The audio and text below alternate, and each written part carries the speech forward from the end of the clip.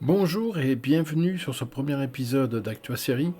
Alors, aujourd'hui, je vais vous parler de la série Les Anneaux de Pouvoir et plus particulièrement de l'épisode 6, parce que j'ai trouvé qu'il y avait deux petites choses, entre autres, bien entendu, dans cet épisode qui, franchement, m'ont un petit peu chatouillé, pour ne pas dire autre chose. Alors, je précise quand même, ce n'est pas une critique de l'épisode et je n'ai pas l'intention de faire la critique des autres épisodes précédents. D'autres le font bien mieux que moi, donc je n'ai pas besoin de repasser derrière eux, c'est pas la peine. Non, moi je vous parle une fois encore de choses bien précises dans cet épisode 6, même si effectivement il y aurait beaucoup à dire sur l'épisode en lui-même, mais je préfère me concentrer sur sur ces deux choses qui m'ont particulièrement un petit peu énervé. Voilà. Mais je vous détaille tout cela après le générique.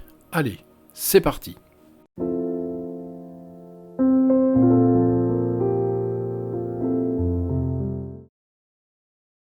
Préciser tout de suite, malheureusement je vais être un peu obligé de spoiler cet épisode 6 des Anneaux de Pouvoir. Donc si vous ne l'avez pas vu, et si vous comptez bien entendu le regarder, je vous conseille, vous regardez ça de votre côté tranquillement, et ensuite vous revenez regarder cette vidéo, comme ça vous ne serez pas spoilé et vous serez tranquille.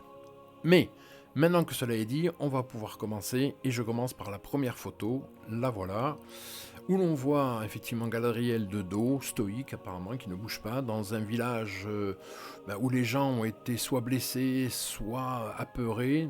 On voit les maisons en feu, sur le côté gauche on voit même apparemment des arbres qui sont en train de brûler, et elle qui ne bouge absolument.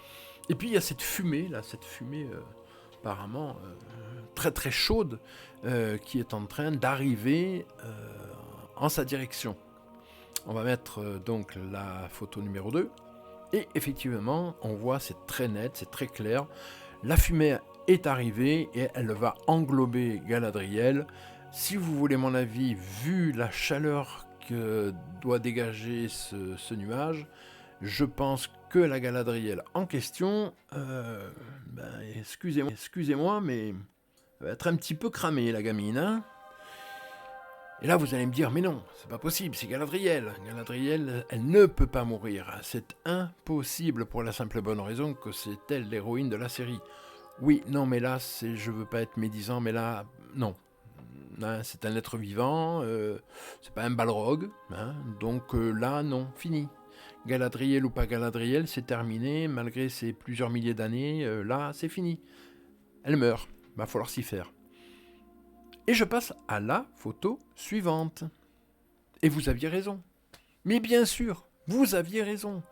Mais non, mais Galadriel ne peut pas mourir, c'est impossible. D'ailleurs, on le voit, c'est dans le trailer de l'épisode 7, puisque effectivement Amazon nous fait le coup à chaque fois. Donc quand vous regardez un épisode, ensuite vous avez le trailer de l'épisode suivant, en tout cas pour cette série. Vous avez donc le trailer de l'épisode suivant, et dans l'épisode suivant, donc l'épisode 7, qu'est-ce qu'on voit ? On voit que Galadriel, effectivement, a survécu à ce nuage de fumée incandescente. Elle est de plus en plus forte, excusez-moi, mais je le dis, regardez bien l'image, c'est de la folie. Elle a même pas les cheveux cramés, son armure est toujours là, bon, il y a un petit peu de poussière sur elle, mais pas plus. Et ça me fait penser que sur la photo suivante, qui est celle-ci, il me vient en tête, une petite musique. Je suis désolé, mais malheureusement, c'est plus fort que moi. Et cette petite musique, c'est padam pam padam padam, poum poum, padam pam padam, poum poum. La la la la la la. La la la la la la la la la la la la la. Padam pam padam, padam pam padam, padam pam padam. Vous avez vu un peu ça, mes talents de chanteur ne sont plus à faire, je le sais, merci, merci, non, merci pour les applaudissements. Bon, plus sérieusement, je pense que vous avez plus ou moins reconnu quand même la musique de Terminator de Brad Fiedel, et oui, je suis désolé, mais quand je vois cette image, je pense à Terminator, et je ne pense plus du tout aux anneaux de pouvoir. Et je me dis qu'en fait, peut-être que c'était une fourberie de la part d'Amazon de nous faire croire qu'en fait, les anneaux de pouvoir, ça allait continuer, mais non, en fait, ils allaient bifurquer, et là, ils nous montrent le trailer. Ce n'est pas l'épisode 7, mais c'est le trailer de la nouvelle série d'Amazon, Terminator 2000. Voilà. Alors, vous pouvez hurler, vous pouvez dire ce que vous voulez, moi je suis désolé, là, non, ça passe pas. Ça ne peut pas passer, oui je sais c'est de l'heroic fantasy, oui ce n'est pas réaliste, mais ça n'empêche pas, ça a beau ne pas être réaliste, il faut quand même qu'il y ait un minimum de concordance et que ça se tienne. Toute Galadriel qu'elle est, je suis désolé, lorsqu'un truc pareil arrive, elle n'est plus là, elle est dead, voilà. Que vous le vouliez ou non, hein. Ou alors il va falloir qu'il nous sorte un truc, mais j'avoue que là... va falloir faire du lourd, du très lourd pour me convaincre, parce que sinon là j'avoue que non, ça passe pas chez moi, ça passe pas du tout. Bon, ça c'est le premier point. On va maintenant passer à la photo suivante, et là on va revenir sur l'épisode 6, et on va revenir vers la fin de l'épisode 6, hein, où vous avez effectivement, donc pour ceux qui ne connaissent pas bien ce qui s'est passé dans les autres épisodes, il faut savoir que effectivement il y a un artefact qui a été retrouvé, un artefact qui apparemment appartient ou aurait appartenu à Sauron. D'ailleurs, est-ce que c'est un artefact ou une épée, on ne sait pas trop exactement, enfin bon. Et donc ce paysan a en fait choisi de rejoindre l'armée des ténèbres et donc de servir Sauron. Il a volé ça, je passerai cela aussi sur les détails, vous le découvrirez dans cet épisode 6, il a volé donc cet artefact à quelqu'un, et donc là il s'apprête donc à mettre cet artefact dans un endroit précis, apparemment l'enfoncer, alors est-ce dans une pierre ou autre, je vous montre la photo suivante tout de suite, et oui, apparemment c'est dans une pierre où on voit effectivement un cercle, et au centre de ce cercle un trou, donc c'est apparemment, je reviens sur la photo d'avant, donc effectivement cet artefact épais, il est en train de l'enfoncer dans une sorte de serrure, on va appeler ça comme ça, qui va déclencher un mécanisme. Et quel mécanisme? Et c'est là où ça devient vraiment too much. Oui, parce que quel mécanisme? Attention, donc là, la photo donc, de cette fameuse pierre, et voilà le mécanisme en question qui commence à se déclencher. Donc c'est cette paroi, effectivement, ce bloc de pierre qui commence à rentrer à l'intérieur. Là on commence à voir de l'eau qui coule.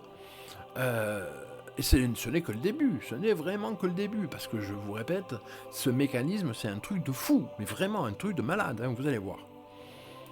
Photo suivante, on voit un lac de montagne apparemment, donc avec, vous voyez, un peu d'écume sur les côtés, parce que oui, ce mécanisme a eu un effet sur ce lac, et un effet particulier. Je mets la photo suivante, puisque oui, comme vous le voyez là, apparemment il y avait une retenue d'eau, une sorte de barrage, mais avec ce mécanisme, ce barrage va s'ouvrir, et l'eau va pouvoir se déverser tout d'abord en cascade, puis ensuite dans une espèce de grand ruisseau, rentrer dans la terre, et puis avancer comme cela inexorablement dans les terres, jusqu'à cette photo, voilà, où l'on voit une montagne au loin, je vais vous en parler, et si l'on regarde bien en fait cette image, on voit que effectivement il y a une espèce de canal plus ou moins façonné, où l'eau s'est engouffrée. Et si vous vous rappelez bien, effectivement, les orques, enfin pour ceux, une fois encore, qui ont vu les précédents épisodes, les orques ont construit effectivement donc des espèces de tunnels pour se protéger soi-disant du soleil, parce qu'ils ne supportent pas. Mais, on peut se poser la question et se dire, mais en fait, peut-être était-ce tout simplement une ruse non, pas dessus, d'orques. Parce que justement, peut-être qu'en fait, il ne creusait pas quelque chose pour se protéger du soleil, mais il creusait quelque chose parce qu'il savait que, effectivement, ce mécanisme allait faire en sorte que l'eau allait s'écouler dedans et que ça allait déclencher quelque chose de, on peut le dire, d'un petit peu cataclysmique quand même. D'ailleurs, vous allez le voir dans les photos suivantes. Donc je passe, alors là, l'eau, effectivement, va s'engouffrer ensuite dans un grand trou. Et elle va se jeter dans une immense grotte gigantesque où au fond de cette grotte il y a un magma avec donc cette lave, tout ça, l'eau qui va couler à l'intérieur, qui va toucher cette lave, ce magma en fusion. Et dans la photo d'après, et alors là par contre, la photo d'après, alors là il faut qu'on m'explique, je sais certains vont me dire mais tu la mets en veilleuse parce que c'est de la fantaisie, c'est pas de réalisme, alors tu te tais, ouais d'accord mais enfin il faut un minimum quand même, faut pas exagérer quoi, je sais, pas besoin de faire dans le réel, c'est logique, mais enfin il faut que ça se tienne un petit peu quand même, là j'avoue je comprends pas bien, je savais pas que l'eau au contact de la lave ou du magma faisait en sorte que d'un coup ça devenait un truc explosif et que ça pétait à la gueule. Mais c'est pourquoi pas. Allez, on va dire, allez, je vais être beau joueur et je vais dire, allez, pourquoi pas. Sauf que, cet endroit, c'est pas n'importe lequel. Et non, et pas du tout. Et je vous mets la photo suivante. Parce que c'est effectivement, rappelez-vous la photo que je vous ai montrée où on voyait le canal là, comme ça, un peu, qui avait été creusé par les orques avec l'eau qui se déversait dedans. Et donc vous voyez cette montagne, la montagne qu'on voyait effectivement au fond de la précédente photo. Et là donc on voit effectivement l'eau de cette montagne qui explose tel un volcan, avec de la fumée qui sort, des pierres qui sont crachées par ce volcan et qui vont aller un peu partout, et qui, on s'en doute, vont absolument détruire tout sur leur passage. Cette plaine que l'on voit avec peut-être un peu cette forêt verdoyante va disparaître, va être englobée par la lave, par les pierres qui tombent et tout le reste. Et donc on arrive à la prochaine photo et là on le voit, c'est clair, net et précis, effectivement, ces pierres qui sont en train de tomber, ces rochers gigantesques qui sont en train de tomber dans cette vallée, et puis cette fumée incroyable qui se déplace à toute vitesse, vous le verrez dans l'épisode, c'est très très bien fait. Ça, je reconnais, c'est vraiment très très bien fait. Personnellement, ça m'a un peu fait penser à 2012, vous savez, le film de Roland Emmerich. Un peu beaucoup d'ailleurs, mais bon, ça c'est personnel. Maintenant, je me dis, pour revenir, alors c'est mon côté un petit peu cartésien, même si j'adore l'heroic fantasy, mais je me dis que lorsque c'est arrivé à Pompéi, à ma connaissance, il ne restait pas grand-chose des villageois, enfin du moins des gens qui habitaient à Pompéi, les villageois de la ville de Pompéi. À ma connaissance, je crois que personne s'en est vraiment sorti, on est sorti vivant, quoi. Sauf que là, vous voyez le nuage. Je vais essayer de vous remettre la première image, ou du moins l'image, voilà, de Galadriel après le passage de ce nuage, et elle est encore là. Une fois encore, les cheveux, tout, l'armure, nickel, tranquille, elle est là. Alors moi je veux bien, mais ça me paraît un peu too much. Je reviens encore sur la dernière photo, regardez, quand on voit le nuage en question, on se dit que Galadriel ou pas Galadriel, et croyez-moi, lorsque vous le verrez, vous verrez l'épisode, je peux vous affirmer, vous vous dites, c'est mort, elle ne peut pas, c'est impossible, elle ne peut pas survivre à ça. Sauf que, j'avoue, j'insiste lourdement, mais si, dans l'épisode 7, apparemment, si, elle survit à ça. Et là, je vous avoue, pour moi, c'est too much. C'est too much, c'est trop, non, là non. Je veux bien que ça abuse, je veux bien qu'il y ait des choses un petit peu saugrenues, pour ne pas dire autre chose. Surtout que dans cet épisode 6, croyez-moi, il y a des choses qui sont particulières. Je ne préfère pas en parler parce que sinon, d'ailleurs, je l'ai dit, je ne veux pas faire de critique, mais croyez-moi, il y a des choses particulières dans cet épisode. Mais en tout cas, ces deux-là, c'est trop. Entre cette montagne et puis ça, et puis cette Galadriel, je trouve que c'est vraiment trop. C'est trop pour moi. Et puis la montagne en question, je vais essayer de vous retrouver quand même, voilà, la fameuse montagne en question. Ça, c'est avant l'explosion du sommet. Cette montagne, c'est clair. apparemment, je crois que là, les choses sont dites, c'est la montagne du destin. Et donc, effectivement, quand vous revoyez, si vous avez la chance ou si vous vous en souvenez, lorsque vous voyez Le Seigneur des Anneaux, effectivement, on voit cette montagne qui est tout le temps, sans arrêt, en train de cracher de la lave, sans arrêt. Oui, effectivement, c'est la montagne du destin. C'est là où, justement, Isildur doit jeter l'anneau, mais il ne le fait pas, ou Frodon doit effectivement jeter l'anneau, mais il ne le fera pas. Mais heureusement, Gollum est là, va lui couper le doigt, et ils vont être jetés, Gollum et l'anneau, dans cette lave en fusion. Voilà, ça c'est la fin du Seigneur des Anneaux. Et donc là, on sait que c'est effectivement la montagne du destin qui, effectivement, donc par rapport à ce qui se passe, va tout détruire et ça va devenir le Mordor. Mais là où c'est quand même un petit peu fort de café pour moi, c'est que donc il suffit d'un déclencheur, vous mettez un truc, clac, ça enclenche tout un mécanisme de malade, et ce mécanisme, pouf, ça y est, ça fait exploser la montagne, et hop, embarquer, c'est pesé. Mais alors j'ai envie de poser la question un peu plus simplement, mais parce que là, vous l'avez vu dans la photo, c'est un paysan qui a effectivement volé l'artefact, qui met le système, et ça y est, embarqué, c'est pesé. Mais vous pouvez m'expliquer pourquoi Sauron, à ce moment-là, ne l'a pas fait ? À l'époque, pourquoi Sauron ne l'a pas fait ? Pourquoi ils ont attendu que ça soit un clampin qui le fasse ? J'avoue, je ne comprends pas. Je suis désolé, là je ne comprends pas. Alors si quelqu'un dans les commentaires peut m'expliquer, ben écoutez, ça sera avec plaisir que je lirai ça.